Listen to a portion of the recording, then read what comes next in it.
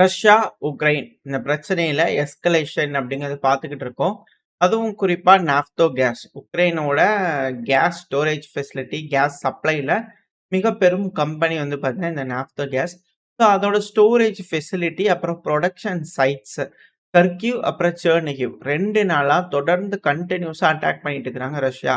கிட்டத்தட்ட 60 ட்ரோன்கள் வந்து பார்த்தீங்கன்னா, 2 நாட்கள்ல இந்த பகுதிகள்ல மட்டுமே யூஸ் பண்ணியிருக்காங்க அப்படிங்கிற செய்திகள். ஸோ எலக்ட்ரிக்கல் இன்ஃப்ராஸ்ட்ரக்சர தாண்டி இப்ப gas storage, gas production facilities மேல ஹெவியான அட்டாக்ஸ் ரஷ்ய தரப்பு வந்து பண்ணிட்டு இருக்காங்க. ஸோ கேஸ் உற்பத்தி திறன், கேஸ் ஸ்டோரேஜ் பண்றதுக்கு இது போல விஷயங்கள்லாம் உக்ரைனால செய்ய முடியலன்னா, ஸோ எப்பவுமே அவங்க ஹங்கேரி, ஸ்லோவாக்கியா போல நாடுகள வந்து பார்த்தீங்கன்னா டிபெண்ட் பண்ணியிருக்க வேண்டிய கட்டாயத்துக்கு தள்ளப்படுறாங்க. ஆல்ரெடி ஆயில், கேஸ், எலக்ட்ரிசிட்டி இது எல்லாத்தையும் ஸ்டாப் பண்றாங்க அப்படிங்கும்போது, உக்ரைனுக்கு மேலும் மேலும் அழுத்தங்கள். ஸோ உக்ரைனுக்கு அழுத்தங்கள் இருக்கிறதுனால வேற வழி இல்லாம அந்த த்ரூஸ்பா பைப்லைன அவங்க திரும்பவும் ஆப்பரேட் பண்ண அலோவ் பண்ணிடுவாங்களா அப்படின்ற கேள்விகள். ஸோ என்ன நடக்க போகுது அப்படிங்கிறது பார்க்கலாம். ஸோ 4 வருஷம் முடிஞ்சு 5வது வருஷத்தோட தொடக்கம் இல்லையா? ஸோ பல விஷயங்கள் வந்து பார்த்தீங்கன்னா, உக்ரைன்ல டீட்டெயில்டா குடுத்துட்டு இருக்காங்க. இந்த 4 வருஷத்துல என்ன நடந்திருக்கு அப்படிங்கிறது போல. ஸோ நம்ம எந்த மாரியான தாக்குதல் நடக்குது, எந்த மாரி அட்வான்ஸ் ஆயிருக்காங்க ரஷ்யா அப்படிங்கிறதெல்லாம் பார்த்திருந்தோம். முன்னாடி பதிவுகள்ல. இப்ப இந்த பதிவுல 45,000 ஷாஹிட் ட்ரோன்கள் இந்த 4 வருஷத்துல ரஷ்யா ஏவியிருக்காங்க. 300 பெலிஸ்டிக் மிசைல்களாச்சும் ரஷ்யா ஏவியிருக்கலாம் இந்த 4 வருஷத்துல. 13,000 ராக்கெட்ஸ், 88,000 யுஏவிக்கள். அதாவது ஷாகி ட்ரோன்கள், ஜீப்ரா ட்ரோன்கள், பல வகையான ட்ரோன்கள் இருக்கு இல்லையா? ஸோ அதுல வகை வகையான ட்ரோன்கள் எல்லாத்தையும் சேர்த்துனீங்கன்னா 88,000 ட்ரோன்கள் அப்படின்னு கூட சொல்றாங்க. 1,20,000 கைடட் குண்டுகள ரஷ்யா, உக்ரைன் மேல போட்டிருக்காங்க. இந்த ஃபேப் குண்டுகள் நம்ம பார்க்குறோம் இல்லையா? ஸோ இது போல மாபெரும் இழப்புகள் ரஷ்யா, உக்ரைனுக்குள்ள ஏற்படுத்திக்கிட்டு இருக்காங்க. இத யார் சொல்றா அப்படின்னா, உக்ரைனோட யூரி இங்காட் அவர்கள். இந்த உக்ரைனோட ஏர் டிஃபென்ஸ் ஃபோர்ஸோட ஸ்போக் பெர்சன் இருப்பார் இல்லையா? நம்ம கூட ரெகுலரா சொல்லுவோம்ல, இவ்ளோ ட்ரோன்கள் வந்துச்சு, இவ்ளோ ட்ரோன்கள் இந்தந்த பகுதியில தாக்குதல் பண்ணியிருக்கு. உதிரி பாகங்கள் உதிரி போய் விழுந்திருக்குன்னு சொல்லுவோம் இல்லையா? ஸோ அத எக்ஸாக்ட்டா சொல்லக்கூடிய நபர் இவர் தான். ஸோ அதிகப்படியான செய்திகள் குடுக்கக்கூடிய நபர். இப்ப துல்லியமான தகவல்கள வந்து பார்த்தீங்கன்னா, மீடியாக்கள் முன்னாடி பேசும்போது சொல்லிக்கிறார். ஸோ ஹெவியான அட்டாக்ஸ் ரஷ்ய தரப்பு வந்து இருக்கு. அது எந்த ஒரு வகையிலயும் குறையிற மாரி இல்ல. ஆனா, இந்த சமயத்துல இந்த ஏர் டிஃபென்ஸ் ஃபோர்ஸ், இந்த ஏர் ஃபோர்ஸ்லாம் இருக்காங்க இல்லையா? இப்போ அதோட லாஜிஸ்டிக் கமாண்டர், அதாவது ஆயுதங்கள் ஒரு இடத்துல இருந்து இன்னொரு இடத்துக்கு வேணும். இப்ப அந்த விமானங்கள எங்க பத்திரமா வச்சுக்கலாம்? ஸோ இதுபோல பல்வேறு விஷயங்கள் இருக்கும் இல்லையா? எப்படி டாக்டிக்கலா எதிரி தாக்குதல் பண்ணாலும் நம்ம வேற வழியா கொண்டு போய் குடுக்கலாம். ஏன்னா பாலம் இருக்கும். ஆ போக்குவரத்து தடைப்பட்டிருக்கலாம். எது என்னவா வேணாலும் இருக்கலாம். எப்பேர்ப்பட்ட சூழ்நிலையிலயும் முன்களத்துல நின்னு சண்டை பிடிச்சுட்டு இருக்கக்கூடிய வீரர்களுக்கு, ஒரு பகுதியிலிருந்து இன்னொரு பகுதியில கொண்டு போய் குடுக்கக்கூடிய ஆயுதங்களா இருக்கட்டும், மருத்துவ உதவிகளா இருக்கட்டும், இது போல பல்வேறு விஷயங்கள லாஜிஸ்டிக்ஸ் கமாண்டர்ஸ் வந்து பார்த்தீங்கன்னா பார்த்துக்குவாங்க. அதுவும் குறிப்பா இந்த ஏர் ஃபோர்ஸ் கமாண்டர் அப்படிங்கும்போது, லாஜிஸ்டிக்ஸ்க்காக இருக்கக்கூடிய கமாண்டர் அப்படிங்கும்போது, எந்த அளவுக்கு இம்பார்ட்டன்ட். ஏன்னா, ஏர் ஃபோர்ஸ் நம்ம சொல்றோம் ஃபேப் குண்டுகள் இது போல வந்து பார்த்தீங்கன்னா, ரஷ்யா யூஸ் பண்றாங்க. இப்ப அதுக்கு கவுண்டர் குடுக்கும் வகையில முன்னேறக்கூடிய ரஷ்ய வீரர்கள தடுக்கணும்னா, உக்ரைனோட ஏர் ஃபோர்ஸ் வேணும். அதுவும் இப்பல்லாம் ஏர் டிஃபென்ஸ் ஃபோர்ஸா இருக்காங்க உக்ரைன்ல.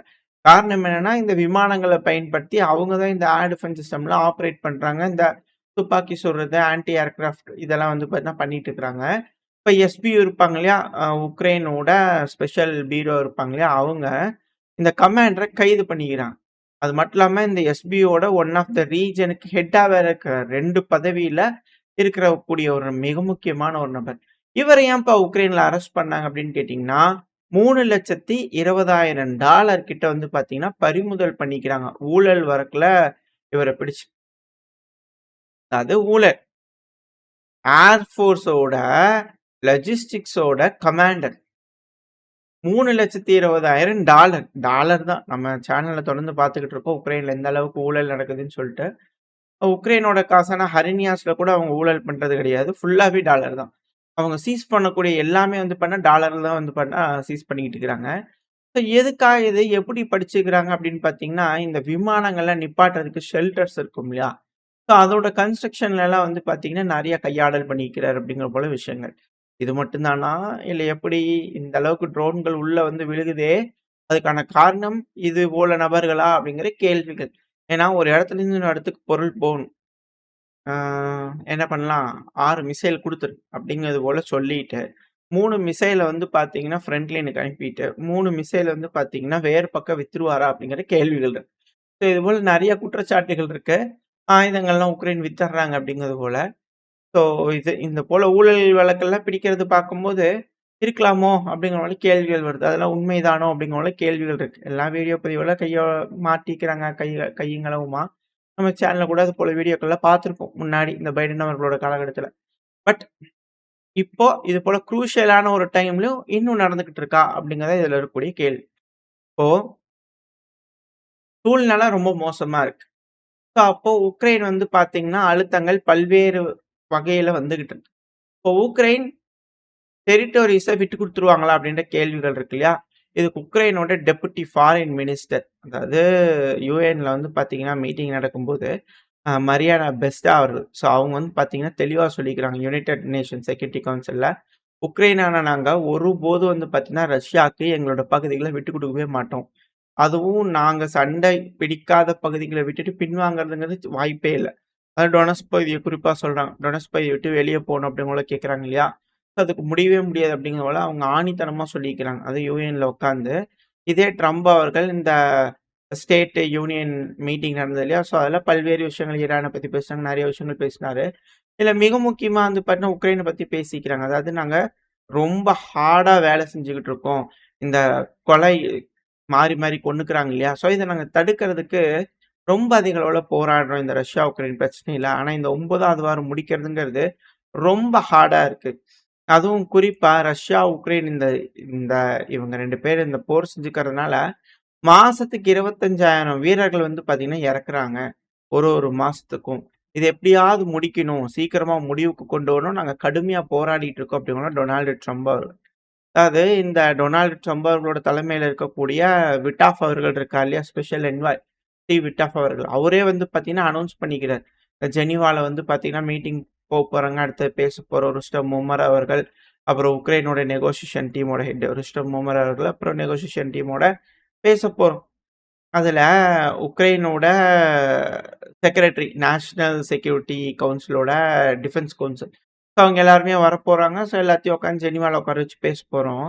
ஆனா இந்த பீஸ் அக்ரீமெண்ட் ரஷ்யாவுக்கும் உக்ரைனுக்கும் நடுவுல ஒப்பந்தங்கள் வரணும் அப்படின்னா, இந்த இரு நாடுகளுக்குள்ள நம்பிக்கை வேணும். அப்படி இருந்தா தான் இது வரும். அப்படி இல்லன்னா கண்டிப்பா வராது. அதாவது பாசிட்டிவ் ரிலேஷன்ஸ். இருதரப்புலயும் வந்து பார்த்தீங்கன்னா, அ ஒரு நல்ல புரி புரிதல் தேவைப்படுது. ரிலேஷன்ஷிப் தேவைப்படுது. இவங்க 2 பேரும் நம்பிக்க மாட்றாங்க. ஸோ அதுதான் இதுல இருக்கக்கூடிய பிரச்சனை. வின்டர்லயே வந்து பார்த்தீங்கன்னா, ரொம்ப கடுமையா இருந்திருக்கு. மக்கள் அதிக அளவுல பாதிப்படைஞ்சிருக்காங்க. இருந்துமே இவங்க 2 பேரும் சில விஷயங்கள்ல கூட ஒத்து வர மாட்டேங்கிறாங்க. நம்பிக்க மாட்டேங்கிறாங்க அப்படிங்கிறது போல. ஆக்சுவலா துருக்கியில வச்சு ப்ரொபோசல் நம்புனதுக்கு என்ன செஞ்சுக்கிறாங்க அப்படிங்கிறத ரஷ்யாவுக்கு காமிச்சுட்டாங்க உக்ரைன். இப்படி இருக்கும்போது மேற்கு நாடுகளா இருக்கட்டும், இல்ல உக்ரைனா இருக்கட்டும் சொல்றத திருப்பி எப்படி நம்ப முடியும் அப்படின்ற கேள்விகள் வருது ரஷ்ய தரப்பு. ஸோ இதே தான் அவங்களுக்கும். ஆல்ரெடி நம்ம செஞ்சிருப்போம். இப்ப திருப்பி செஞ்சுட்டாங்கன்னா என்ன பண்றது அப்படிங்கிற பயம், பதட்டம் இருக்குமா இல்லையா உக்ரைனுக்கு? எது எப்படியோ. இப்போ உக்ரைனுக்கும் அவங்களுக்கும் நம்பிக்கை இருந்தா தாங்க இது வரும் அப்படிங்கிறத விட்டாஃப் அவர்கள் சொல்லிக்கிறார். இந்த நம்பிக்கையை ஏற்படுத்துமா அமெரிக்கா. இந்த விட்டாஃப் அவர்களோட மீட்டிங் பிப்ரவரி 27 நடக்க இருக்கு இல்லையா? என்ன மாரியான முடிவுகள் வரப்போகுது அப்படிங்கிறத வெயிட் பண்ணி பார்க்கலாம். அடுத்தது யூரோப்பியனோட கமிஷன் பிரசிடென்ட் வொண்டர்லா அவர்கள் இருக்காங்க இல்லையா? ஸோ அவங்க தரப்புலருந்து என்ன சொல்லிக்கிறாங்கன்னா, ம் நெறையா ஹார்ட் ஒர்க் பண்றாங்க தான். நல்லா செய்றாங்க. நல்லா குட் வே தான் வந்து பார்த்தீங்கன்னா ஃபாலோ பண்றாங்க. கீவ் அதாவது உக்ரைனோட கேப்பிட்டல். அவங்க சொல்லும்போது கீவ்ன்னு மென்ஷன் பண்ணுவாங்க இல்லையா? கீவ் நல்லா தான் வேலை செய்றாங்க, எல்லாம் பண்றாங்க. ஆனா ஒரு டேட்ட குடுத்து இந்த டேட்டுக்குள்ள அவங்களுக்கு மெம்பர்ஷிப் கிடைக்குமானா, அது ஒரு சிக்கல் தாங்க. அது ரொம்ப கஷ்டம் தான். ஆனா பிளான் பண்ணிக்கிட்டு இருக்கோம். ரஷ்யாவோட ஆயில் வந்து பார்த்தீங்கன்னா, யூரோப்பியன் யூனியன் வாங்குறத கம்ப்ளீட்டா ஸ்டாப் பண்ணிடலாம். ஹங்கேரில எலக்ஷன் நடக்க இருக்கு.